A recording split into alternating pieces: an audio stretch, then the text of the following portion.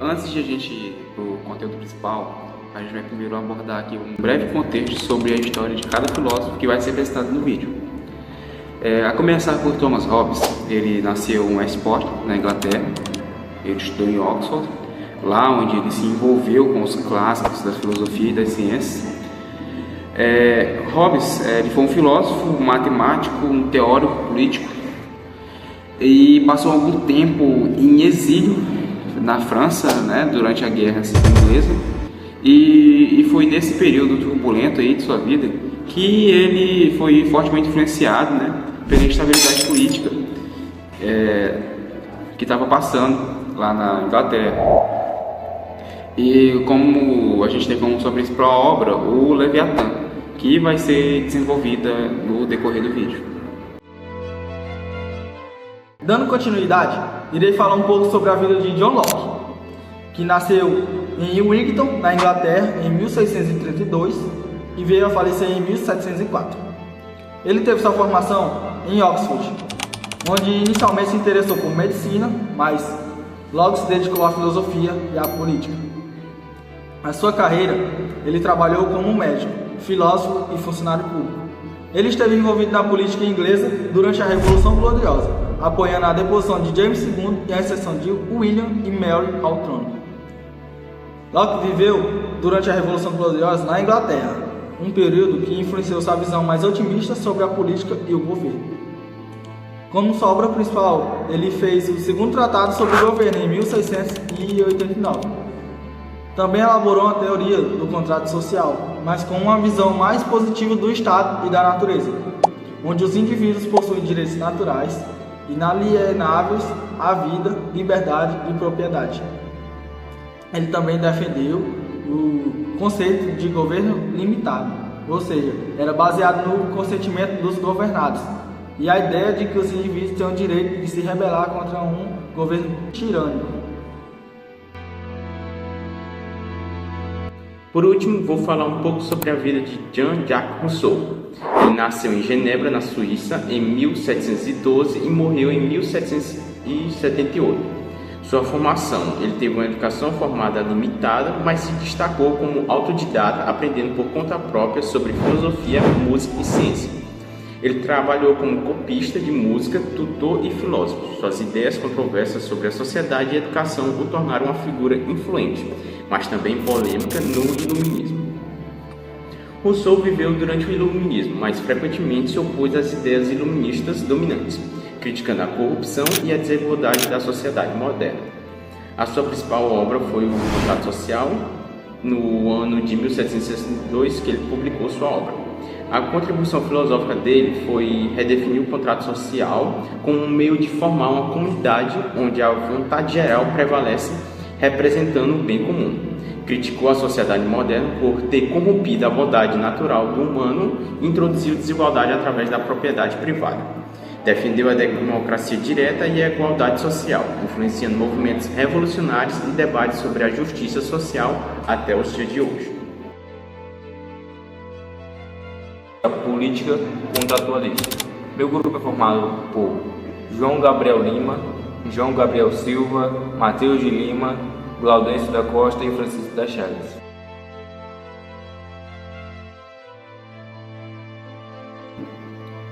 O contratualismo é uma teoria filosófica que busca entender a origem e a justificação da autoridade política e social através de um contrato social ou acordo hipotético entre indivíduos.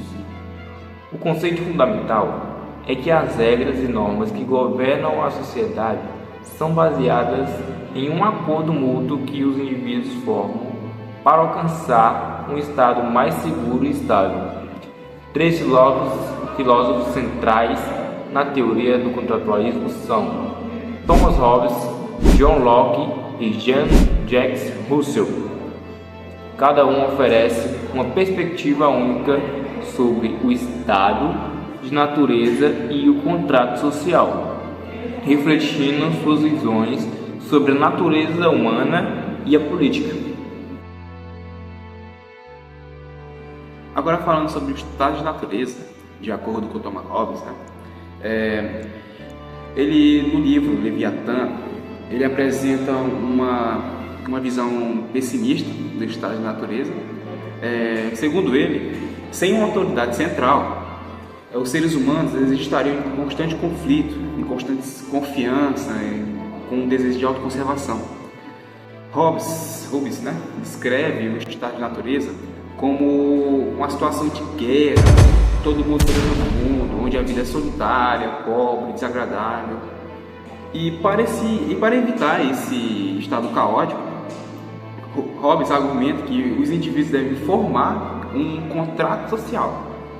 Nesse contrato, as pessoas concordariam em transferir sua liberdade para um soberano absoluto, né, que é o Leviatã, que tem o poder de impor leis e garantir a ordem e a segurança. Em troca, os indivíduos recebem proteção e a promessa de um ambiente mais estável. A autoridade soberana ela seria absoluta e inquestionável, pois a principal motivação para o contrato é a necessidade de segurança. John Locke, em Segundo Tratado sobre o Governo, de 1689, ele oferece uma visão mais otimista do estado de natureza, onde, para Locke, o estado de natureza é uma condição de relativa paz e boa vontade, onde os indivíduos eles possuem direitos naturais inalienáveis, tanto a vida, a liberdade e a propriedade, onde Locke ele acredita que as pessoas têm a capacidade de viver de acordo com a razão e de resolver disputas de maneira mais justa.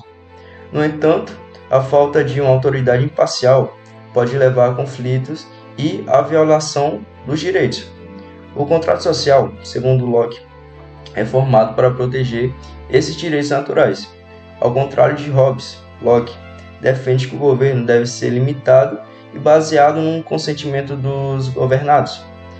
Bom, se o governo ele falha em proteger os direitos dos cidadãos ou se tornar tirânico, os indivíduos eles têm o direito de se rebelar e instaurar um novo governo. O conceito de Locke de governo como um contrato influenciou na formação das democracias modernas, enfatizando a importância do consentimento e da limitação do poder estatal. O filósofo John Jacques Rousseau, em sua obra O Contrato Social, publicada em 1762, apresenta uma visão radicalmente diferente da de Thomas Hobbes. Russell argumenta que o estado de natureza era uma época de liberdade e igualdade, mas a introdução da propriedade privada criou desigualdade e corrupção na sociedade. Para Russell, o contrato social não é apenas um acordo entre indivíduos, mas um meio de formar uma comunidade baseada na nova vontade geral. A vontade geral é o conjunto de interesses comuns que transcendem os interesses individuais e visam o bem comum. Russell acredita que a legitimidade do governo deriva de sua capacidade de representar a vontade geral e promover a igualdade de todos. O contrato social deve garantir a participação ativa dos cidadãos na formação das leis e políticas, promovendo uma forma de democracia direta, onde todos têm voz no processo legislativo. Russell também é crítico da propriedade privada e acredita que em uma sociedade justa deve buscar a igualdade econômica e social de todos aqueles indivíduos daquela sociedade.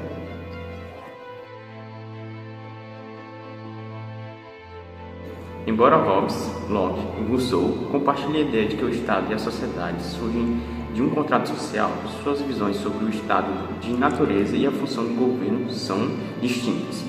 Hobbes enfatiza a necessidade de um soberano absoluto para evitar o caos. Seu foco está na segurança e na ordem, aceitando a concentração de poder como a necessária para a estabilidade. Locke destaca a proteção dos direitos naturais e a limitação do poder estatal. Seu modelo de governo é baseado no consentimento e na possibilidade de reforma ou substituição em caso de injustiça. Rousseau foca na igualdade e na participação ativa dos cidadãos. Para Rousseau, o contrato social deve promover a vontade geral e uma maior igualdade social, contrastando a ênfase na ordem e segurança de Hobbes e na proteção dos direitos individuais de Locke. Essas diferenças refletem visões variadas sobre a natureza humana, o papel do Estado e a organização da sociedade, influenciando profundamente o pensamento político moderno e as estruturas dos governos democráticos.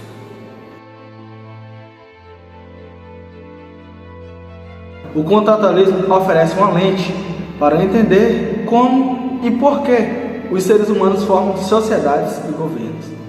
As ideias de Hobbes, Locke e Rousseau continuam a ser influentes, proporcionando diferentes abordagens para questões de poder, liberdade e justiça.